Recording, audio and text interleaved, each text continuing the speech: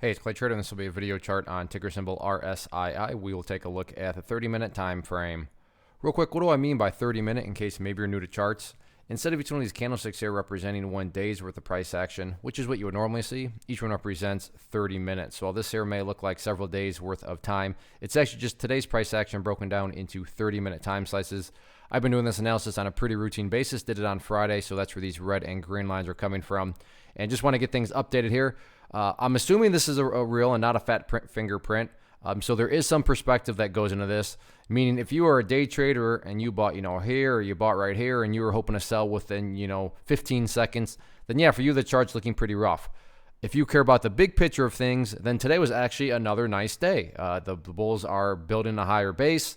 And, although they didn't maintain the big gap up, at the end of the day, and as I always say, as long as prices are building higher and higher as time goes by, then the long-term chart is going to take care of itself, because when you stop and think about it, well, if the lows keep getting higher, then eventually there's no other choices. Prices have to go higher because everything runs out of room, and the higher lows, will take care of itself. And that's what happened again today, and that segues into our first update, which is based on a foundational principle in charting, which stating when levels of resistance are broken and closed above, you want to see them act as support. So for those of you that watched the video from Friday, hopefully you remember me talking about 0.013 as resistance, but now that the price is above it, this would be considered an area of support. The other area to keep an eye on is going to be this purple line right here, which is the 50-period simple moving average. I've commented on this one, I think, almost in probably every video. But taking a step back, looking at the big picture of things, and the easiest way to really look at kind of the quote-unquote story or the quote-unquote health of the price is, as long as the price is above that purple line, the bulls are in full control, the bulls are in full health,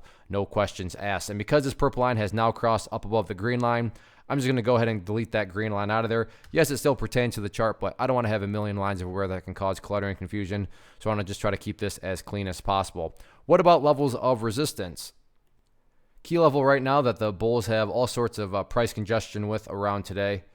Going to be right up here at 0.016. I'm not going to count the number of times, but if you're watching level 2s, and I'm sure you noticed that multiple times today, the price tried to get up through that level and couldn't quite do it. Final 30 minutes actually did temporarily get up above it. So it should be a pretty interesting open, assuming there's no gap downs or anything, because the price is right up around 0.016. So we'll see how it unfolds. But like I said at the beginning of the video, at the end of the day, as long as the price keeps on putting in these higher lows, long-term chart's going to take care of itself. One of the most popular questions I get is, hey Clay, how do you find the stocks that you trade? So what I've done is put together this free resource guide where I talk about the tools that I use to locate stocks that I find interesting and think may have potential.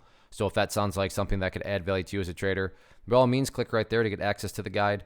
The guide itself is very short and to the point, and like I say, it is free. Thanks for watching. Have a good one.